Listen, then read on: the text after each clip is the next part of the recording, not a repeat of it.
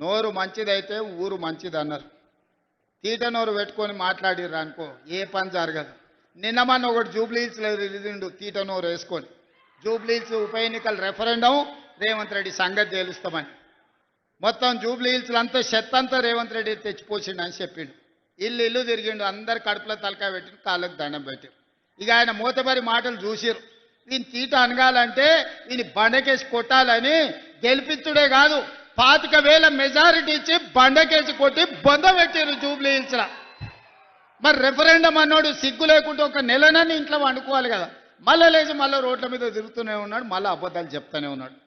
మళ్ళీ ఈసారి సర్పంచ్ ఎన్నికలలో ఎట్లా కొడతారో అయ్యా మీ ఇష్టమే. మా అక్కలు సలాకి కాల్చి వాత పెడతారో లేకపోతే మా పిల్లలు కోదండం వేసి కొడతారో నాకు తెలియదు, కానీ వాళ్ళని సలాకి కాల్చి వాత పెట్టుర్రి. 2023 అసెంబ్లీలో అధికారం పోయింది. 2024 పార్లమెంటులో గుండుసున్న వచ్చింది. తర్వాత ఎమ్మెల్సీ ఎన్నికల్లో అభ్యర్థులు దిక్కులేరు. మన రెఫరెండం అంటే బండకేసి కొట్టిరు. 4 సార్లు ప్రజలు వంగబెట్టి ఈపు మీద బుద్ధి చెప్తే కూడా బుద్ధి రాలేదు. నిన్నగాక మన శ్రీహరి అన్న కూడా మంచిగా చెప్పిండు, నీ అతి మాటలు నిన్ను చూసినోడు ఎవ్వడు నీకు ఓటేయర్రా స్వామి, నీ బుద్ధి మార్చుకో అని. వాళ్ళ బుద్ధి మారినా మారకపోయినా మన అందరం కలిసికట్టుగా ఉండి గ్రామాలను అభివృద్ధి చేసుకుందాం.